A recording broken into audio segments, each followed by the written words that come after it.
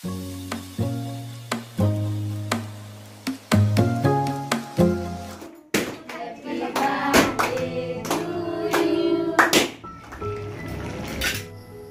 Morning বন্ধুসকল, জীৱন অনুপমেৰে পল্লৱীলৈ আপোনালোক সকলোকে স্বাগতম জনাইছোঁ। আজি আমাৰ বাবে দিনটো বিশেষ, অতিয়ে বিশেষ, কাৰণ আমাৰ ছোৱালীজনী আজি 3 বছৰত ভৰি দিছে আৰু আজি জন্মদিন তাই। সেইকাৰণে আজি ৰাতিপুৱা অলপ আগতকৈও সোনকালে উঠিছোঁ। পূজা এভাগো কৰা হ'ব আজি, আৰু আজিৰ দিনটোৰ যিবিলাক কাম আপোনালোকক মই দেখুৱাই থাকিম। আশা কৰোঁ আজিৰ ব্লগটো চাই আপোনালোকৰ ভাল লাগিব। এয়া মই গা পা ধুই আহিলোঁ, সকলোবিলাক কাম কৰি পেলাই ঘৰ দুৱাৰ মুচি। ছোৱালী এতিয়াও উঠা নাই, দেউতাক গা ধুবলৈ গৈছে, আৰু গা ধুই আহি এয়া চাকি দিলোঁ। এয়া চাওক, এয়া চাকি দিলোঁ। তাৰপিছত আজিৰ দিনটো কেনেকৈ কি হয় আপোনালোক সকলোকে দেখুৱাই থাকিম। আপোনালোকে আশা কৰোঁ ভাল পাব আৰু ব্লগটো শেষলৈকে ভাল ধৰণে চাব। এয়া আমাৰ ছোৱালী উঠিছেহে, এয়া উঠিবা। আজি তোমাৰ কি ইমান? Happy birthday. অ হেপী বাৰ্থডে। হেপী বাৰ্থডে পাতিছা নেকি? কি দিবা মোক? কেক দিবা?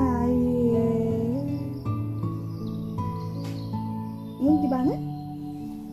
তোমাক দিম। দেউতাক দিবানে? দেউতাকো দিম। আৰু কাক দিবা? মই খাম। অ তুমি খাবা।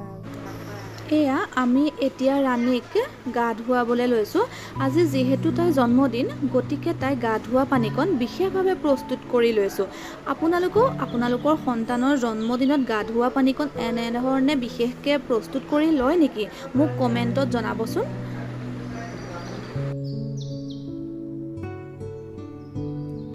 এইফালে এয়া মই ভোগ অকণ ৰান্ধিছোঁ, কাৰণ আগফালে পূজা যিহেতু আৰম্ভ হৈছে। এয়া মই বনাই আছোঁ। এয়া এই কাপোৰযোৰ বাৰু আপোনালোকে কেনেকুৱা দেখিছে কওকচোন। এইযোৰ মই হায়াৰ ছেকেণ্ডেৰীত পঢ়ি থাকোঁতেই নিজেই ফেব্ৰিক কৰা। ক'বচোন দেই কেনেকুৱা লাগিছে। আপোনালোকক দেখুৱাইছোঁ। এয়া এইফালে মোৰ ভোগ হৈয়ে গৈছে, আৰু আগফালে মই পূজাত দিওঁগৈ, অকণমান পূজাত বহোগৈও। এয়া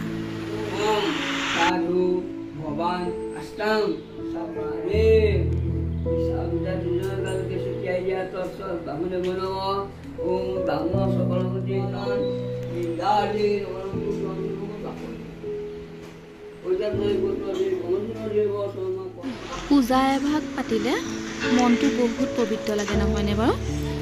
এয়া এইফালে আকৌ এয়া ঘুগুনি বনাই আছোঁ, এইফালে লুচি পুৰি বনাই আছোঁ পুৰোহিতক খুৱাবলৈ, আমি নিজেও খাবলৈ। এয়া ইয়াত লাগি আছোঁ।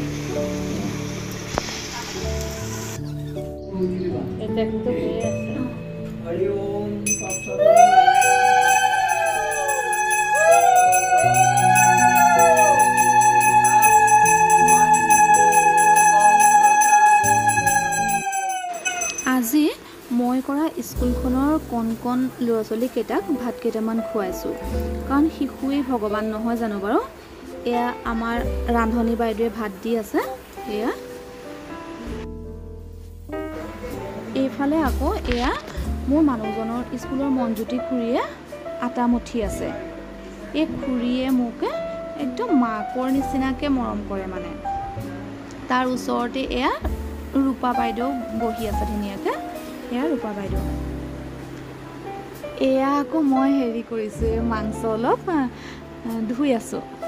আবেলি যিসকল অতিথি আহে, দুজন এজন যি আহে, তেওঁলোকক খুৱাবলৈ এয়া মাংস ধুই আছোঁ।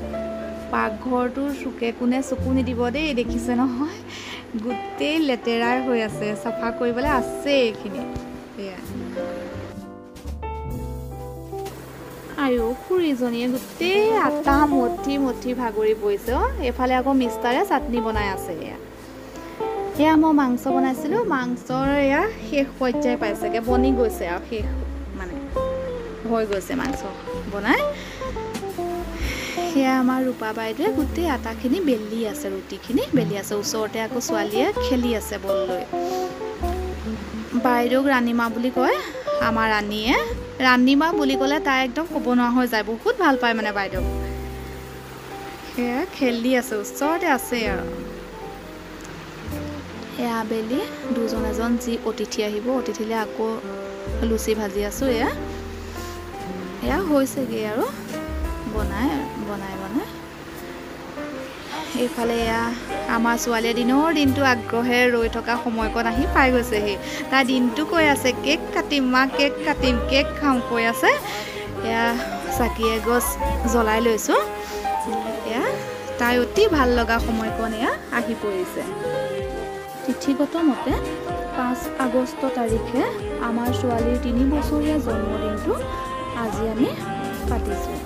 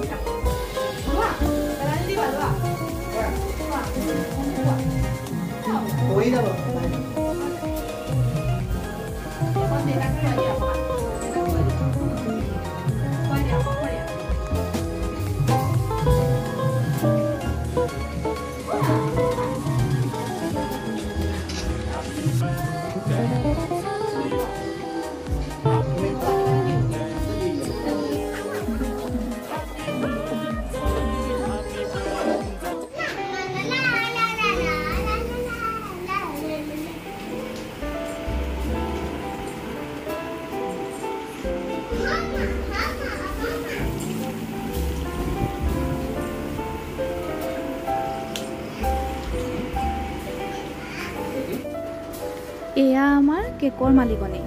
কেকটো কিন্তু খাবলৈ সঁচাই বহুত টেষ্টি হৈছিলে দেই।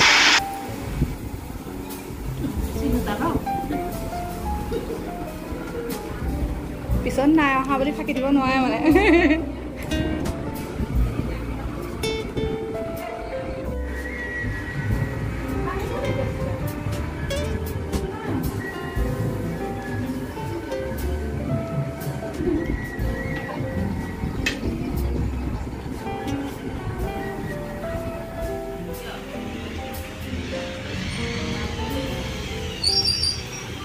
গুলু এফালে চাই দিয়া।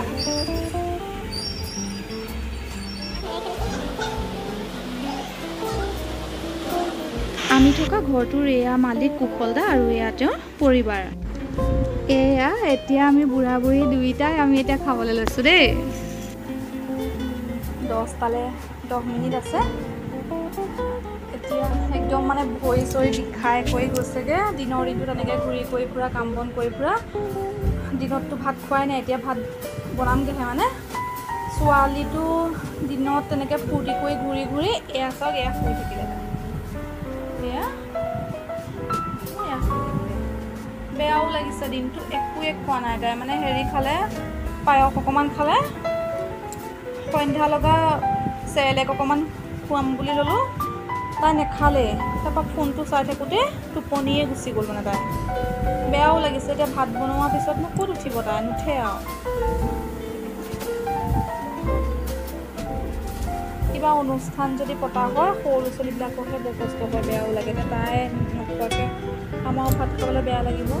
এতিয়া দাইলতে আলু দি থ'ম আৰু তেনেকৈ ভাত খাব। পিছে আজিলৈ সামৰিছোঁ আৰু। আপোনালোকে গোটেই ভিডিঅ'টো সম্পূৰ্ণকৈ চোৱাৰ কাৰণে বহুত বহুত ধন্যবাদ। আগলৈও এনেকৈ মৰম দিব। ধন্যবাদ। শুভৰাত্ৰি।